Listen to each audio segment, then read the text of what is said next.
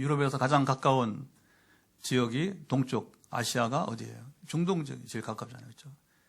가까이는 터키는 이제 유럽 땅이 되었지만 원래 터키도 아시아. 그래서 이제 유럽에서 가장 가까운 아시아를 근동 이렇게 이제 니어 이스트 이렇게 부릅니다. 그래서 고대 근동, 중동 지역의 밤길은 가로등도 없고 불빛도 없고 이제 매우 어두웠습니다. 달이 구름에 가려지면 밤은 완전히 이제 검은 장막이 되어버렸습니다. 그때 밤길을 걷는 것은 목숨을 걸고 걷는 길이었습니다. 강도, 들짐승, 그리고 바벨론 제국의 병사들. 사람들은 밤에 길을 나설 때 불빛 하나에 생명을, 여러분, 생사를 걸었어요. 작은 횃불 하나, 그 불빛이 꺼지면 길도 방향도, 그렇죠, 다 잃어버리는 거죠.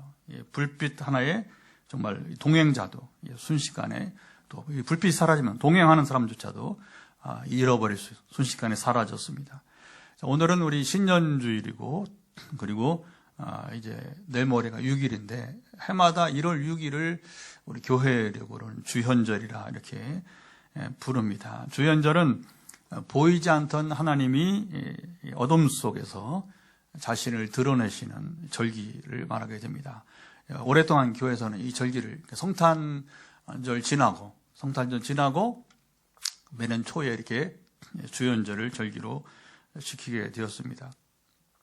동방 목사들은 궁궐이 아니라 밤하늘에서 별을 보았고, 목자들은 성전이 아니라 들판에서 하나님의 빛을 보았습니다. 오늘 본문 예레미야 31장의 말씀도 비슷한 상황에서 있었던 이야기입니다. 이때 오늘 본문의 시대적 배경은 바로 예루살렘은 멸망되었습니다. 주전 586년 바벨론 군대 성을 포위하고, 그렇죠. 그래서 이제 사실은 이게 갑자기 한 번 이루어진 것이 아니라 수년에 걸쳐서 이제 이스라엘의 항복을 권하고, 그리고 이제 그 포로로 붙잡고, 왕도 붙잡아가고, 그리고 이제 대리왕으로 마지막 시드기야 왕을 세웠는데, 시드기야 왕이 끝내 항복하지 않고 이제 결국에 이제 대항하다가 주전 586년 바벨론 제국이 드디어 아주 처절하게 이제 예루살렘을 유대인 학살을 하게 됩니다. 이 시드기야 왕의 결정적인 이제 실수였던 거죠. 왜냐하면 하나님이, 이건 바벨론이 그냥 전쟁사에서 강대국이 되어서 세계를 통치한 것이 아니라 하나님이 이스라엘 제가 너무 크니까 그래서 130년 전에 먼저 이제 북이스라엘 왕국을 이제 아수로, 그 앞선 제국입니다, 아시리아를 통해서 정복하게 하시고 멸망하게 하시고, 그리고 130년을 남쪽 유다 왕국에 기회를 주신 거예요. 근데 이 유대인들이 이제 절반은 이제 멸망했고, 나머지 절반, 우리는 남북 분열일 때 북한은 망하고, 쉽게 말하면 이제 우리 남한만 남았단 말입니다. 이제 130년을 하나님이 지속하게 했어요. 그래서 거기서 이사야, 또 이제 예레미야 선지자들을 보내서 이제 이스라엘, 유다 왕국이 하나님이 원하신 온전한 나라로 이렇게 나아가게 원하는데 계속 우상 숭배하고, 그렇죠? 그리고 막 불의를 행하고 약한 자들을 막 이렇게 힘들게 하고, 그러니까 하나님이 더 이상 미루지 않고 사실은 이제 유대 나라를 이제 회초를 내려고 바벨론 제국을 들어서 이렇게 침략하게 한 것이고, 예레미야 선지자는 이제 시드기야 왕에게 이것은 하나님 채찍이니까 징계를 받아야 된다, 죄인이 형벌을 받듯이 70년의 바벨론 포로 생활을 해야 된다, 정확하게 예언했어요. 그러나 시드기야 왕이 이제 자기가 당할 이제 이 순환을 생각하니까 그걸 이제 착각한 거죠. 항복하는 게 더 순환을 적게 당하는 건데, 자기도 그렇고 이스라엘 백성들도 그렇고. 왕 한 사람이, 참 여러분 이게 참 불행한 겁니다. 왕 한 사람, 지도자 한 사람이 잘못 결단해가지고서 나라를 쑥대밭으로 만들어 놓고, 여러분 그 많은 백성들이 죽음을 당하게 하는 원흉이 시드기야 왕, 유다 왕국의 마지막 왕 시드기야 왕. 결국 이제 예루살렘 성은 포위되고 성전은 불타고 왕은 두 눈이 빼지고, 그리고 두 눈이 빠지기 전에 어떻게 했어요? 왕자들을 다 죽이고, 바벨론 느부갓네살 황제가 이제 잔인한 정복자입니다. 잔인한 정복자. 그러니까 이제 왕자들을 일단 소위 씨를 말리고 바로 눈앞에 죽여버리고, 그리고 왕은 두 눈을 빼버리고, 그리고 쇠사슬에 묶어서 왕을 바벨론으로 끌고 갔습니다. 돌로 쌓은 성벽은 무너졌고, 이게 다시는 성을 건축하지 말라고, 다시 성전을 짓지 말라고, 돌 위에 돌 하나 남기지 않냐고, 완전히 그냥 이렇게, 특히 성전을. 왜냐하면 이스라엘이 하나님을 의지한다고 하니까, 이걸 완전히 그냥 모욕적으로 해서, 그냥 여러분 성전을 그 벽돌 하나마다 다 이게 허문 게 아니라, 불까지로, 그 돌 위에다가, 돌로 지은 성전이었는데 거기다 불까지로 아니고, 이게 모욕적인 건, 다시는 성전을 짓지 말라고 바벨론이 아주 확실하게 이제 심판을 했던 것입니다. 결국 이제 사람들이 모여 찬양하던 성전 뜰에는 연기와 재만 남았을 뿐입니다. 예루살렘 성전이 무너지자 이스라엘 사람들은 하나님은 지금 어디 계시나 이렇게 의심했습니다. 시편은 우리가 바벨론 강가에서 울었다. 137편 1절 보면 당연한 거죠. 그렇죠? 쓸만한 사람들을 다 붙잡아서 바벨론에서 이제 옛날 조상들이 애굽에서 여러분 이집트에서 그 노예 생활한 것처럼 이제는 다시 제2의 애굽이죠. 말하자면 이제 그래서 바벨론에 가서 노예로 이거 노예로 붙잡아 옛날 흑인들 많이 당했잖아요. 유럽 사람들한테. 그러니까 노예들이 끌려가면 여러분 옛날에 왕자 공주 소용없어요. 다 홀랑 벗겨서 여러분 이제 그냥 똑같이 노예 취급하고 인권 유린을 여러분. 그러니까 그들이 하나님은 지금 어디 계시냐? 자기들이 다 죄를 받아 형벌을 받는 기간인데도 불구하고 깨닫지 못하고 하나님 지금 어디 계시느냐? 우리가 바벨론의 강가에서 울었다. 이렇게 노래했습니다. 포로로 끌려간 이스라엘 사람들은 사실 노래할 수 없었고 예배는 중단되었고 그리고 하나님께 대한 이제 말은 점점 줄어갔습니다. 자, 이스라엘 사람들은 언제 집으로 돌아갈고 서로 묻지 않았습니다. 이 말은 현실과 너무 멀었기 때문에 불가능한 상황. 실제로 하나님 주신 70년의 형기였고 70년 형기를 그렇잖아요. 제수는 여러분 일반 제수들은 지금도 그렇지만 법정에서 여러분 이제 징역 몇 년형 그러면 형기를 채워야 나오는 거예요.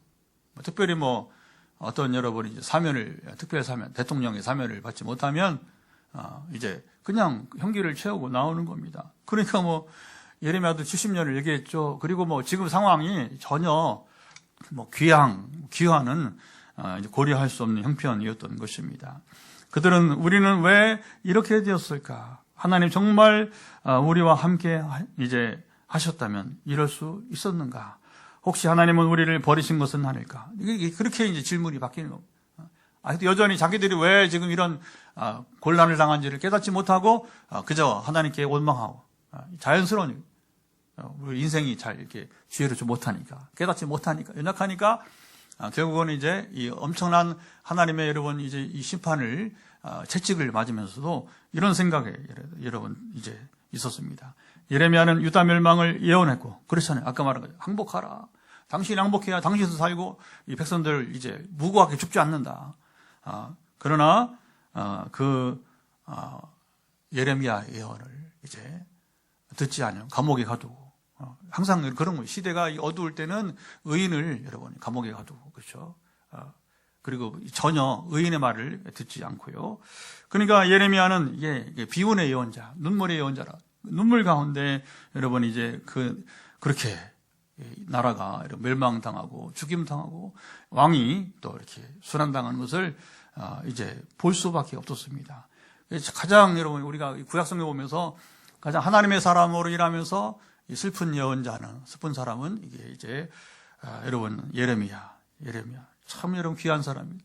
사람들은 이제 하나님을 원망하는 것도 잊혔습니다. 가장 깊은 절망은 분노가 아니라 여러분 무기력입니다. 말이 사라지고 질문도 사라지고 기대가 사라진 자리 바로 그때 그 밤 그쵸 짙은 아무 소망이 없는 그 밤 가운데 하나님의 말씀이 여러분 들려왔습니다. 지금 찬양하라. 자, 기가 막힙니다. 지금 찬양하라. 여러분 7절 말씀 한번 읽어보세요. 제 기간이에요. 7절 말씀 보면 성경에 예레미야 예언이 그렇게 나옵니다. 여호와께서 이와 같이 말씀하시. 그게 있습니다. 여호와께서 이와 같이 말씀하시니라. 너희는 여러 민족의 앞에서 서서 야곱을 위하여 기뻐 외치라. 너희는 전파하며 찬양하여. 말하라. 여호와여 주의 백성이 이스라엘 남은 자를 구원하소서 하라. 그들은 아직 포로에서 돌아오지 않았습니다. 성전은 여전히 폐허였습니다. 현실은 아무것도 달라지지 않았어요.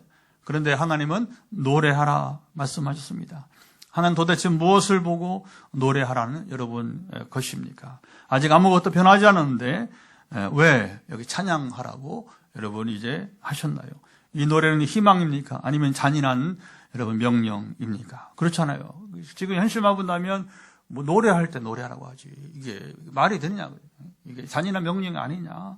하나님은 이스라엘에게 노래하라고 말씀하시는 회복의 비전을 중요합니다. 하나님은 그냥 뭐 이렇게 일방적으로 자기 편에서 편한 대로 말씀하신 것이 아니라 결국은 하나님 관심은 온통 하나님 만드신 우리 인류, 우리 각 사람들 향해서 여러분이 각 나라를 향해서 우리를 위해서 말씀하시는 것이죠. 회복의 비전을 이제 보여주셨습니다. 이 비전은 우리가 기대하던 모습과는 또 다릅니다. 8절을 한번 읽어보죠. 어떤 비전인지 한번 읽어봅니다. 보라, 나는 그들을 북쪽 땅에서 인도하며 땅 끝에서부터 모으리라. 그들 중에는 맹인과 다리 저는 사람과 잉태한 여인과 해산하는 여인이 함께 있으며 큰 무리를 이루어 이곳으로 돌아오리라. 맹인은 그렇잖아요. 여러분 길을 볼 수가 없습니다. 혼자 갈 수가 없어요. 여러분 다리 저는 자는 긴 여정을 감당할 수가 없습니다. 더군다나 임산부와 여러분이 해산하는 여인은 생명을 안고 있는 사람들입니다. 굉장히 여러분 시간이 필요한 사람들이 그렇죠? 아이를 낳아야죠. 해산하면 여러분 바로 이게 산모들이 여러분 회복 기간이 필요한 회복 기간이 적어도 몇 주 이상은 여러분 지내야 산모가 움직일 거 아니겠습니까? 이들은 고대 세계에서 귀한 만약에 이스라엘이 귀향 집으로 돌아온다, 고향 돌아온다 했을 때에 이 길을 간다면 이제 여러분 맨 마지막에 서야 할 사람들입니다. 최대한 왜냐면 몸이 회복이 돼야 이 거리를 갈 거 아닙니까? 그들은 유대인 전통에 의하면 귀한 명단에서조차 빠져야 할 사람들입니다. 옛날에 성경 기록은 그래요. 옛날 유대인들의 유대만 아니라 다 세계가 그랬습니다. 남자 중심, 그렇죠? 여자는 이름도 기록도 가지 않고 그리고 이제 남자도 뭐냐면 그 미성년은 빠져요. 그래서 되게 결혼한 성인 남자들만 이게 이제 역사는 그렇게 원래 그랬습니다. 바벨론에서 유다까지 돌아온 길은 800 내지 900km 정도 이르는 험한 여정이었습니다. 우리 제주도 빼고 여러분 저 북한 끝에서 우리 여기 부산까지 그렇죠. 그 길과도 같은 길이었습니다. 험한 여정이었습니다. 직선 거리는 500km에 불과했는데 이게 길을 한 게 그렇잖아요. 길은 여러분 이제 구불구불하기도 하고 돌아오기도 하고 그래서 이게 한 2배 가까운 800 내지 900km 되었습니다. 하루에 15 내지 20km를 걷는다 하더라도 4 내지 6개월 정도 소요되는 아주 먼 거리였습니다. 지도를 한번 보여주시면 거기 지도 하나 있습니다. 설교 제목 밑에 보면 지도를 한번 띄워줘 보세요. 보면 여러분 다 아시는 것입니다. 그래서 여기 화살표가 이렇게 있죠. 양쪽으로. 그래서 한쪽은 예루살렘, 한쪽은 바벨론 이렇게 써 있지 않아요. 그렇죠? 바벨론에서 동쪽에 서쪽으로 이렇게 거꾸로 이렇게 이제 유다가 이제 이스라엘이니까 유다까지 돌아오는 게 요게 요 모양이 그러니까 반달 형식으로 돼 있어서 저게 참 이게 또 굉장히 유명한 도로입니다. 저 지역이. 그래서 저 지역이 강들이 있고, 강들이 보이죠. 강들이 있고, 그래서 저기가 이제 비옥한 땅들이에요. 중동 지역의 사막인데, 저 모양 따라서 이게 희한하게, 저기는 물이 있어요. 비옥한 땅이라고 해서, 옛날 여러분 역사책, 세계사 배울 때 배웠을 겁니다. 비옥한 초성탈 지역이 바로 저기예요. 그래서 이스라엘은 저 길 따라서 사연이 많습니다.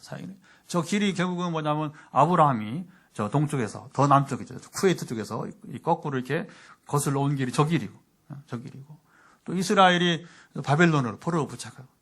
그리고 다시 저 길을 따라 다시 돌아오기도 하고 이게 아주 사연이 깊은 유대는 너무나 잘 아는 여러분 그 길이었던 것입니다. 자, 내려주시고 사막과 광야 저 길을 돌아오려면 강과 산길, 강도와 군인들의 위험, 식량과 물의 부족 4 내지 6개월 정도를 걸어와야 되니까 건강한 장정도 버거운 여러분 길이었습니다. 하나님은 이 사람들, 여기 보면 이제 건강한 사람들도 아니에요. 약자들이 여기 함께 돌아올 것이다. 이렇게 말했어요. 이 말은 이스라엘의 회복은, 자, 보시죠. 강한 자들만의 특권이 아니다. 하나님의 구원은, 자, 들어보세요. 속도가 아니다. 동행이다. 여기저기 중요합니다. 이 비전은 지금 당장이 아니고, 어쨌든 이스라엘은 하나님 정확해서 여러분 공의의 하나님, 정의의 하나님이니까, 그리고 하나님은 즉흥적으로 행하지 않아요. 감정으로 행하지 않으시는 거예요. 정확하게 아무도 핑계했을 정도로, 아까 얘기했잖아요. 하나님 130년을 기다려주시고. 그런 분이에요. 우리 몇 개월이 아니라, 역사를 보면 130년을 기다려준 거면 유다를 위해서. 그러나, 그래도 안 들으니까 너희들은 이제, 또 왜 7년 동안, 왜 70년이냐. 이게 또 역사가 있어요. 보면. 과거에 이스라엘이 여러분 안식년을 지키자.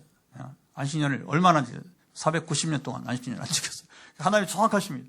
그러니까 이 490, 보세요. 490년 동안. 그러니까 뭐냐면 결국에 70년은 그들이 안식년을 지키지 않은 횟수대로, 율법을 지키지 않은 횟수대로 그대로 그들이 이제 벌을 받게 되는 것이죠. 그래서 이 비전은 지금 당장이 아니고 미래의 그림이었습니다.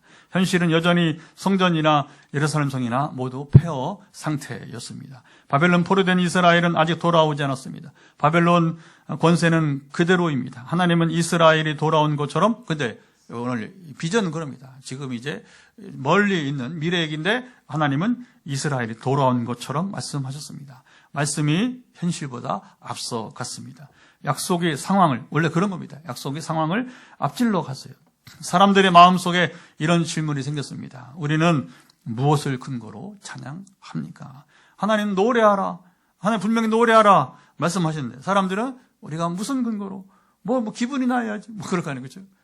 기분이 나야지 노래하죠. 도대체 우리가 찬양할 근거는 무엇입니까? 이스라엘 백성의 현실은 아직 아무것도 달라지지 않았습니다. 여전히 그들은 포로였습니다. 길은 멀고 밤은 깊었습니다. 이 질문이 이제는 감정적인 것이 아니라 신앙의 핵심이 되었습니다. 노래는 현실이 바뀐 뒤에, 자, 여기 이런 질문을 해봐요. 우리가 찬양이라고 하는 것이 현실이 바뀐 뒤에 드리는 것입니까? 아니면 하나님이 누구신지를 여러분 알 때에, 자, 시작되는 것입니까? 되게 감사도 그렇지만 찬양도 그럴 수 있습니다. 회복은 강해진 후에 주어진 것입니까? 아니면 연약함을 아는 채 시작되는 것입니까? 자, 우리가 붙들어야 할 것은 보이는 상황입니까? 아니면 아직 보이지 않지만 이미 드러나신 여러분 하나님입니까? 주연절은 문제가 다 해결된 후의 절기가 아닙니다. 주연절은 아직 밤이지만 여러분 이제 빛이 이미 나타났다는 사실을 여러분 이제 믿을 것인가? 믿지 않을 것인가 하는 여러분 이걸 묻는 절기라고 하는 거예요. 오늘 본문에 여러분 사람들처럼 우리도 지금 그 질문 앞에 서 있을 수 있습니다. 아직 돌아오지 않았는데 무너진 채 있는데 그리고 아직 우리는 이 울음이 눈물이 우리 눈가에 멈추지 않았는데 그래도 노래할 수 있습니까? 나는 지금 무엇을 보고 여러분 과연 노래할 수 있습니까? 하나님께서 포로 가운데 있었던 이스라엘에게 아무 설명 없이 찬양하라고 말씀하셨습니다. 그것은 노래의 근거가, 자, 이거 보세요. 우리가 이제 찬양이나 감사의 여러분 근거가 현재 우리 상황에 여러분 있지 않았기 때문입니다. 자, 이게 역설적인 거예요. 그렇잖아요. 우리는 사람들은 먼저 뭘 보여줘야지. 손에 쥐게 해야지. 감사할 거 아닙니까? 눈에 보이지도 않고, 손에 쥐어지도 않고서 뭘 감사하고 뭘 찬양하고, 그게 이제 사람의 생각이지 않습니까? 근데 하나님은 그렇지 않다는 거예요. 비전을 주시고, 나의 약속은 너에게 반드시 이루어진다. 내가 너에게 준 이제 하나님 우리 말씀이라는 거예요. 말인데, 하나님으로부터 온 거니까 우리가 존중해서 말씀이라고 하는 거예요. 말씀이라고. 하나님의 약속, 그 말씀은 반드시 이루어진다. 그러니까 너희는 지금 찬양하라. 지금 노래하라고 하는 것입니다. 하나님 이스라엘에게 너희가 곧 돌아올 것이다. 곧 성전이 다시 세워질 것이다. 곧바로 바벨론이 무너질 것이다. 이렇게 말씀하지 않았어요. 왜? 아까만 70년의 시간이 차야 되니까 하나님은 야곱을 위하여 노래하라. 대신에 야곱을 위하여 노래하라. 이스라엘 남은 자를 구원하소서 하라. 이렇게 하셨습니다. 여기서 주목되는 말이 남은 자라고 하는 것입니다. 다 같이 남은 자. 자, 이 말은 인생을 잘 버틴 사람이나 강한 저 사람은 저런 상황에도 굴복하지 않고 저런 사람이 넘어지지 않고 굳게 선 사람 이런 여러분 사람이 아니고요. 믿음이 또 대단했던 사람도 아니고 남은 자란 사실은 이스라엘 남은 자란 뭐예요? 포로로 붙잡혀가지고 죽지는 않고 아까 말했잖아요. 얼마나 바벨론이 이스라엘 사람들을 죽여야 되는지. 이 전쟁에서 여러분 학살은 우리 학살하면 유대인 학살만 옛날에 6.25 때 우리도 보면 지금도 보면 막 저 옥천이라든가 여러분 또 여기 포항 호미곶에서도 있었어요. 학살이 경찰이 잡아가서는 이제 그 해방 후에 뭐 이런 여러분 일들이 잘못된 반공 이념 때문에 여러분 이 이념 때문에 이제 이거 참 얼마나 불행한 일들이에요, 그렇죠? 그러니까 여러분 전쟁 중에 뭐 공산군이 이렇게 학살한 것만 아니라 일부는 막 미군이 학살하고 우리 한국 사람들을 전쟁에 그런 일이 있어요. 옛날에 베트남 전쟁처럼 보면 막 민간인 학살도 있잖아요, 보면요, 그렇죠? 이거 전쟁 잊지 말아야 돼요. 전쟁 잊지 말아야 됩니다. 지금 베네수엘라 보니까 막 이제 뭐 미군이 막 여러분 이거 참 힘이 있으면 그렇게 해도 되는지 모르겠어요.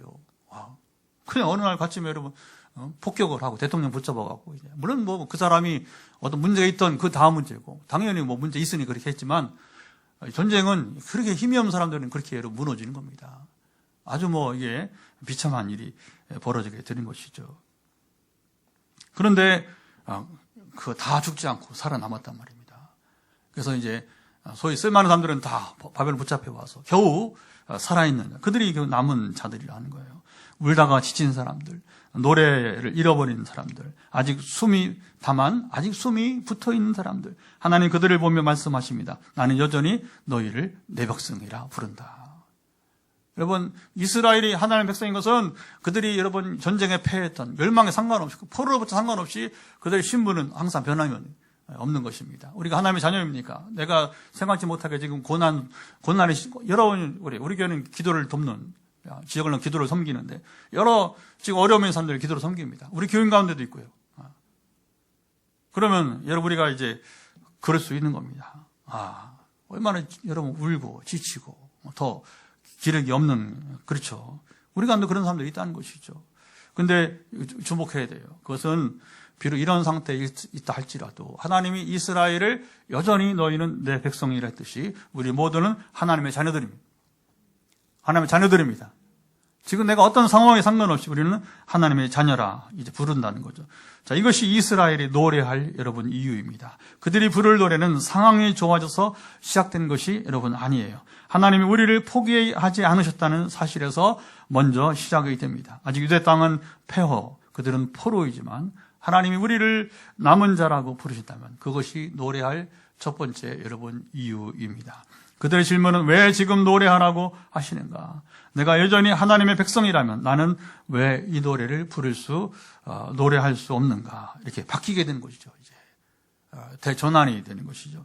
아직 답은 주어지지 않았습니다. 이스라엘이 노래할 이유는 상황이 아니라 바로 그들이 부르시는 하나님의 마음에 있었습니다. 이스라엘 백성들은 이렇게 말하고 싶었을 것입니다. 하나님, 저 길은 너무 멉니다. 고향을 가기는 아까 우리 지도 봤지만 고향을 가기는 가야 되는데 저 길이 너무 멉니다. 그리고 아까 말한 이 약자들, 저 사람들은 너무 약합니다. 우리는 아직 준비되었지 않았습니다. 하나님은 이 질문에 답하지 않으셨어요. 강한 사람부터 먼저 보내겠다 하지 않으셨습니다. 준비된 사람만 내가 데려오겠다 하지도 않으셨습니다. 하나님이 먼저, 자, 이거 중요한 거죠. 하나님께서 주신 비전은 하나님께서 이제 회복의 비전을 주시면서 내가 그들과 함께 가겠다는 겁니다. 내가 너희와 함께 있다는 것입니다. 그들이 비록 여기 여러분 이제 길을 더듬는 맹인이라 할지라도 그리고 다리를 저는 여러분 이제 절뚝이는 사람이라 할지라도 그리고 아이를 임신해서 지금 배가 부르고 그리고 출산한 여인이라 할지라도 말입니다. 한 걸음씩 하나님께서 그들과 함께 걷겠다는 것입니다. 이 비전의 중요한 것은 속도가 아닙니다. 완주가 아닙니다. 우리는 막 살다 보면 더디다고, 속도가 느리다고, 막 그렇죠. 속도 타령하고, 그리고 완주를 해야 되는데 하면서 막 이제 가야 할 길만, 목표만 생각을 하고, 그렇습니다. 근데 이 그림의, 이 비전의 핵심은 하나입니다. 이 길을 하나님이 함께 걷고 계신다는 겁니다. 사실 지금 바벨론에서 아직 이 포로로 생활하는 중에도 이게 중요한 거죠. 그래서 하나님 비전은 때가 차면 이제 하나님께서 이스라엘 자유케 하시는데, 그런데 뭐 지금도 함께 하시고 앞으로 특별히 이제 그들이 귀향할 때 하나님이 함께 하시겠다는 약속이 되는 것입니다. 할렐루야. 우리 인생길이 그런 거예요. 굉장히 여러분, 단순히 이스라엘 향한 이야기가 아니라 우리 인생의 여러분 이제 삶의 이야기가 여기에 여러분 녹여나고 있는 것입니다. 하나님 빨리 가라, 먼저 가라 하지 않으셨습니다. 하나님은, 이거 중요합니다. 같이 가자 말씀하셨습니다. 이렇게 하면 이스라엘에게 노래하라, 찬양하라는 말씀은 다르게 드릴 수 있습니다. 노래는 그들이 갈 길이 짧거나 문제가 해결되어서 부른 것이 아닙니다. 이 길을, 이게 중요한 거예요. 이 길을 우리가 홀로 걷지 않는다는 사실, 이 사실을 알 때에 찬양이 시작이 되는 것입니다. 아직 멀지만, 그리고 밤이지만, 그리고 우리는 아직 눈물이 있지만 하나님이 우리와 함께 걷고 계신다는 사실, 이 하나가 찬양의 이유가 여러분 되게 되는 것입니다. 이스라엘의 질문이 다시 바뀝니다. 왜 이렇게 약한 사람들입니까? 왜 하나님은 이들과 함께 걷기를 선택하셨습니까? 이 질문은 오늘 우리에게도 도전을 줍니다. 사랑하는 여러분, 우리가 하나님이 함께 걷기엔 너무 느리다고 여러분 생각해 본 적은 없습니까? 우리가 너무 약해서, 지쳐서, 준비되지 않아서 하나님이 기다리지 않으실 것이라 생각한 적은 여러분 없습니까? 오늘 본문에서 하나님은 가장 느린 걸음에서, 이게 중요한 거죠. 가장 약한 자들, 가장 더디게 걸을 사람들, 바로 그들에 맞춰서 자신을 여러분 드러내십니다. 이스라엘이 노래할 근거는 그들의 상황도 아니고 그들의 준비도 아니고 여러분 이 길을 함께 걷고 계신 하나님이십니다. 남은 질문이 하나 더 있습니다. 하나님은 왜 자신을 여기 아버지라고 여러분 부르시는 것입니까? 9절 보면 왜 하나님의 동행이 슬픔을 기쁨으로 바꾸는 힘이 될 수 있습니까? 9절 한번 읽어보도록 하겠습니다. 9절 크게 읽어봅니다. 그들이 울며 돌아오리니 나의 인도함을 받고 간구할 때에 내가 그들을 넘어지지 아니하고 무린 계곡에 곧은 길로 가게 하리라. 나는 이스라엘의 아버지, 에브라임은 나의 장자이니라. 이스라엘 현실은 여전히 포로 상태, 그렇죠. 성전은 폐허, 귀하는 아직 미래의 일에 불과하고, 그런데 하나님은 먼저 이렇게 선언하십니다. 나는 너희의 아버지다. 너희가 깨닫고 다시 잘하면 내 백성, 이거 그렇죠. 하나님은 여러분 해초를 그들 징계를, 그들이 여러분 이제 형기를 살게 하는 것은 무엇입니까? 그들이 하나님의 백성됨을 깨닫고 다시 하나님께 돌아오라고 하는 것입니다. 너희가 회복되면 내가 너희를 받아주겠다. 너희가 망가진 지금도 나는 너희의 아버지다. 아버지가 여러분 그 아버지임을 버릴 수 있습니까? 자식이 여러분 뭐 감옥에 갔다고, 자식이 여러분 뭐 살인자가 됐다, 심지어 뭐 그런 일이 없어야겠지만, 그렇다고 해서 여러분 부모 자녀 관계는 끊을 수 없는 겁니다. 그래도 설령 사형수가 된다 할지라도 저 아이가 그렇죠 회개하고 변화되어서, 이런 적어도 저는 이런 모습을 보고 싶어요. 지금 이 땅을 살면서 누가 어떤 죄를 범했다, 누가 지금 감옥에 갔다, 재판을 받는다, 그러면 적어도 뭡니까? 마지막 한 가지는 하고 가야 돼. 인생은 정신을 차리고 내가 인생을 잘못 살았다. 여러분 그러면 사람들은 그 사람에 대해서 측은하게 여기긴 해요. 그런데 뭐 잘못도 인정하지 않고 뭐 여러분 막 자기 계속 큰 소리 치고 그러면 우리는 그 사람을 멸시하는 겁니다, 여러분. 우린 조롱하는 것입니다. 적어도 우리가 인생을 살면서 여러분 어떻게 살았든 상관없이, 자기가 한때 어떤 권력이 있든 어떤 여러분 재물이 있든 그것은 아무 상관없는 거예요. 지금 만약에 그런 상황이 있다면 한 가지 적어도 여러분 자세를 보여주는 거 아니겠습니까? 제가 잘못했습니다. 내가 이걸 미리 깨달았더라면, 이걸 내가 미리 깨달았더라면 이렇게 하지 않았을 텐데. 저는 늘 가끔 생각나는 게 있어요. 원균이, 이순신 옛날 드라마 보면 그렇잖아요. 원균이 이제 패전을 하고서 죽기 전에 자기 부하를 이순신에게 보내면서 그 말을 하잖아요. 이순신에게 사과하는 거죠. 내가 잘못했다. 네가 옳았다. 네가 옳았다. 내가 이 사실을, 이순신이 옳았다는 사실을 그 전쟁 마지막 그 7천량 해전이라고 하는 그 해전에 참여하기 단 하루 전에라도 알았더라면 이 많은 함대를 잃지 않았을 텐데. 그래도 여러분 원균은 마지막에 그렇게 잘못했지만 사나이답게 죽었어요. 그래서 최대한 시간을 끌고 왜군과 이제 맞서 싸우는 거죠. 그리고 부하들은 빨리 도망쳐서 살아야 된다. 그리고 이순신에 돌아가라 하면서 이제 이 사실을 알리라고 하는 거죠. 여러분이 너무 드라마 얘기지만 우리 인생에 여러분 얼마나 사람이 별 볼 일 없냐면 그런 거예요. 그런 거. 어디 그 지경 되어서도 정신을 못 차리고 인생을 나는 후회가 된다. 나는 정말 잘못 살았다. 이렇게 여러분 고백을 하고 그렇죠. 그러면 적어도 우리가 저 사람 정말 그래도 참 다행이야. 그렇잖아요. 어떤 사형수랄지라도. 그러니까 교회는 여러분 교도소에서 복음을 전하는 거예요. 왜 굳이 교도소에 가서 복음을 전해야 됩니까? 그래도 여러분 마지막 이제 인생을 감옥에서 뭐 이렇게 종신형 뭐 이런 거 있잖아요. 이제 그러니까 뭐 무기징역 그러면 못 나오는 거 죽을 때까지. 그러니까 요즘은 또 사형 선고를 받아도 사형 집행을 거의 안 하니까 거의 뭐 무기징역에 거의 특별한 경우 아니면 사형 집행 안 합니다. 그러니까 그들에게도 회개의 기회를 주시려고. 여러분 아버지 마음이 그런 거 아니겠어요, 그렇죠?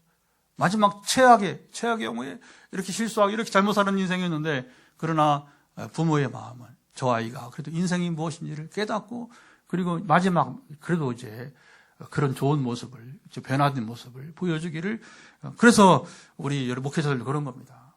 대사회적인 우리가 상황을 향해서 또 우리가 또 이제 목회적 작은 현실 속에서 또 우리처럼 특별한 교제 관계를 맺고 지역을 넘어 국경을 넘어서 우리 사역을 하면서도 동일하게 우리는 여러분 그렇게 복음을 전하게 되는 것입니다. 그러나 여러분 이게 참 너무너무 귀하고 좋은 것은 바로 하나님이 여전히 우리가 어떤 형편이든 간에 우리 아버지심을 여러분 말씀하시는 것입니다. 구약 성경에서 하나님이 이스라엘의 아버지라고 직접 부르시는 장면은 매우 희귀한데 근데 하필이면 그것이 왜 오늘 본문에 이게 중요해요. 왜 여기서 하나님이 나는 너희 아버지라고 이렇게 여러분 선포하신 것입니다. 심판 직후 포로 한가운데 찬양할 수 없는 자리에서 하나님은 심판자나 왕이 아니라 잘 보세요. 나는 너희를 공의한 정의한 이렇게 안 하지 않고 아버지로 드러내셨습니다. 숨겨져 있던 하나님의 얼굴이 드러나는 순간입니다. 또 하나님은 에브라임은 나의 장자라 했습니다. 에브라임은 북이스라엘을 대표하는 여러분 지파. 에브라임 하면 그냥 북이스라엘이라고 봐도 좋은 것입니다. 유다는 반대로 이제 유다 왕국을 대표하는 또 나라 제도가 되고요. 그래서 남쪽은 대표는 유다, 북쪽은 에브라임 이렇게 이제 쌍벽을 이뤘던 것이죠. 그들은 하나님 앞에서 우상숭배와 배반을 오랫동안 해왔습니다. 그들은 이미 심판받아 흩어졌어요. 남유다보다 아까 말한 것처럼 130년 먼저 아수르 제국에 의해서 여러분 이제 그들은 이제 그렇죠 멸망당하고 그리고 이제 아수르의 포로로 붙잡혀 갔습니다. 장자는 공로가 아니라 여기 에브라임은 나의 장자라. 여러분 이런 에브라임을 향해서 너는 나의 장자라. 장자는 공로가 아니라 여러분 신분 성취가 아니라 이게 선물과 같은 선물과. 그래서 하나님께서 사실은 이제 에브라임의 장자의 직분을 잃어버린 거죠. 이제 북쪽 이스라엘. 왜냐하면 패배자가 멸망자가 되었으니까. 그런데 하나님은 여전히 이제 그들을 향해서 나의 장자라 이렇게 부르시게 되는 것입니다. 하나님은 회복보다 먼저 여기 찬양하라고 이렇게 말씀하신 하나님은 우리가 회복되기 전에 우리가 어떤 일을 여러분 이루기 전에 먼저 찬양하라고 말씀하실 수 여러분 있었습니다. 사랑 여러분 오늘 본문은 포로가 모두 돌아왔다고 말하지 않습니다. 성전이 다시 세워졌다거나 현실이 단번에 바뀌었다고도 말하지 않습니다. 이것은 뒤의 일이 70년 후에. 그러나 참 여러분 놀라운 이 파노라마가 일어나는데 70년 후에 거짓말처럼 바벨론은 또 하나님께서 이제 악한 바벨론을 또 이제 새로운 나라 바사 페르시아에 의해서 멸망시키고 그리고 멸망시키자마자 하나님께서 고레스 황제를 마음을 움직여서 그를 통해서 이제 이스라엘을 해방시키게 되는 거죠. 해방만 시킨 게 아니라 고레스 황제가 너희들은 고향으로 가라. 이거 세계사 유례가 없는 얘기예요. 노예들을 여러분 그냥 너희 가서 너희 나라 다시 세우라. 그리고 성전도 지으라고. 그것도 재정을 지원하면서 이건 여러분 세계사에서 전무후무한 이야기를. 하나님이 일하시면 이 대파노라마가 다시 여러분 이제 순식간에 이런 일들이 일어나게 되고 그리고 이제 느헤미야라고 하는 성경 구약서 느헤미야에 보게 되면 하나님 느헤미야를 감동을 주어서 나중 일입니다. 그래서 페르시아의 그 뒤에 이제 아닥사스다 황제의 마음을 또 움직여요. 그래서는 느헤미야에게 뭐냐면 예루살렘 성벽을 재건할 수 있도록 또 이제 그를 총독으로, 유대인인데 총독으로 보내면서 재정 지원을 하면서 이제 이스라엘이 참 놀라운 거죠. 고레스 황제는 성전을 지으라고 하고, 아닥사스다 황제는 또 이어서 이제 성벽을 재건하라고 하고, 이렇게 해서 이스라엘의 회복이 놀랍게. 그러니까 하나님은 약속을 하시고, 이게 뭐 때가 차면 온전하게 이루어지신 것입니다. 아멘. 우리 눈에는 지금도, 우리 개척사를 지금 살아가는 오늘 우리 비 내리기도 보면, 아직도 눈에 이미 주셨지만, 아직은 눈에 보이지 않는 모습들이 여러분 있다는 거죠. 그런데 저는 보여요. 저는 보여요. 현장인 여러분, 아까 말했지만, 또 눈에 보이지 않는 우리 메타파스 성도들, 선교지까지 이게 다 하나로 보이게 되는 거죠. 그러니까 제가 자신이 지금도 당당하게 여러분 소리치면서, 지금도 여러분 복음을 외치면서, 자신감을 외치면서 여러분에게 말씀을 전할 수 있는 것입니다. 할렐루야. 시간이 걸리는 거예요. 시간이. 하나님은 비전을 먼저 주시고. 그러니까 이제 이게 이루어져가는 퍼즐이 맞춰가는 과정이니까 사람들은 잘 모를 수, 오해를 할 수도 있는 것이죠. 그러나 여러분 한 가지만 여러분 이제 같이 해주시면 됩니다. 여러분 여기 찬양하라. 우리 하나님을 찬양하시면 됩니다. 아멘. 그리고 하나님께서 이루실 그 일들을 우리가 믿으면서 여러분 기다리면 하나님께서 놀랍게, 아까 말했지만 때가 차면 그 일들을 놀랍게 이루시는 것을 우리는 경험하게 되는 것입니다.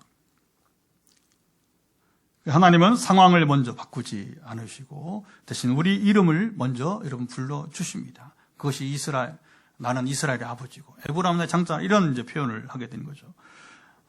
우리가 아직 길 위에 있을 때에, 밤 가운데 있을 때, 눈물이 멈추지 않고 있을 때 하나님은 우리를 포로라, 실패자라고 여러분 부르지 않으십니다.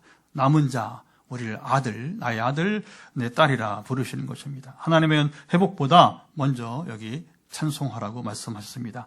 이 노래는 현실 부정이나 희망 고문이 아니고, 요즘 뭐 젊은이들이, 그죠? 또 20, 30대가 지금 우리나라 최고 불만, 이거 해소가 좀 어려운 것 같아요. 그래서 사회가 뭐 이렇게 바뀌고, 얼마나 자유로워, 지금 우리가. 그치?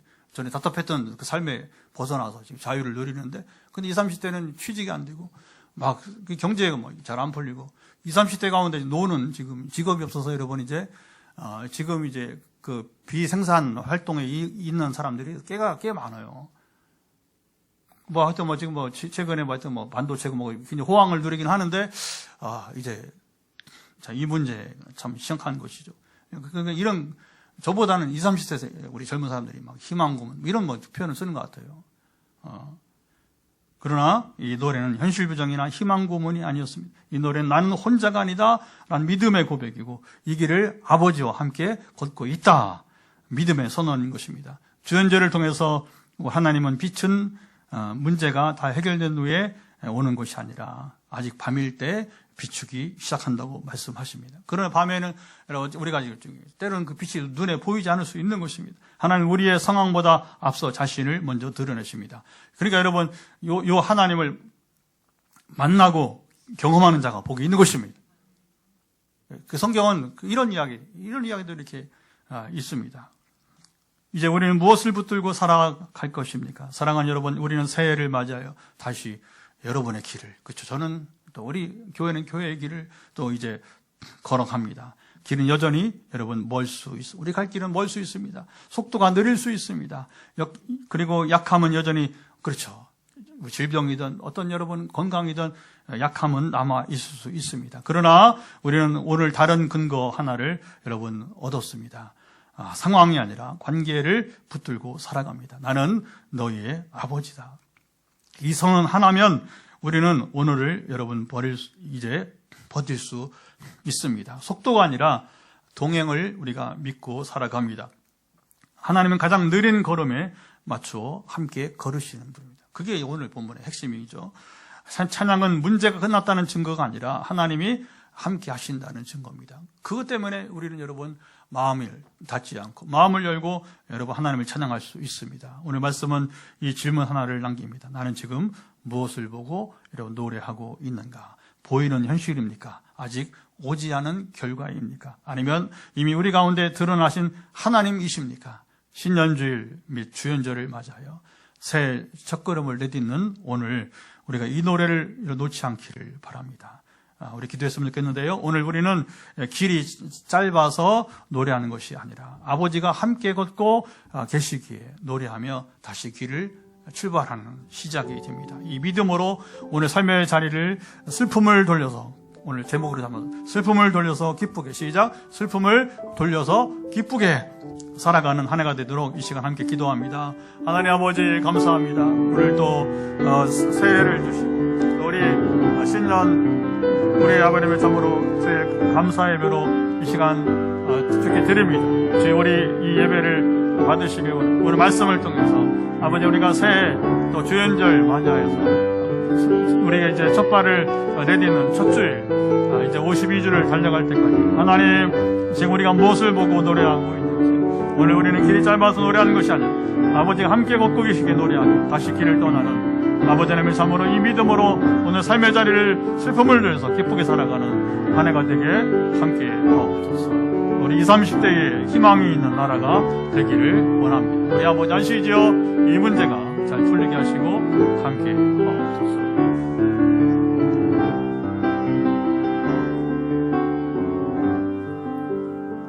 우리 신년주일 또 내일 모레가 주연절인데 이제 귀한 절기를 통해서 시작하는 우리 또 첫 주를 내딛는 이 발걸음 한 해 동안 여정을 붙들어 주옵소서.